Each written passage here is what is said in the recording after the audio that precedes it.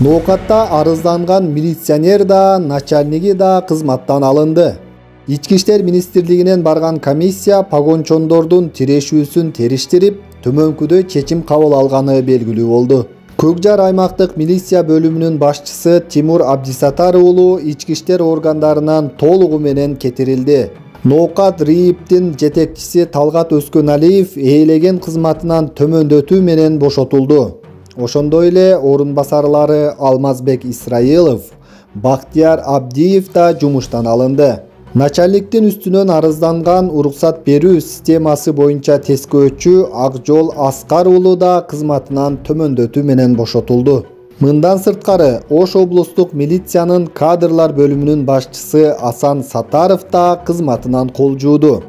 Аны менен катар облустук милициянын башчысы Нурланбек Буркановго жана 3 орун басарына катуу сөгүш берилди.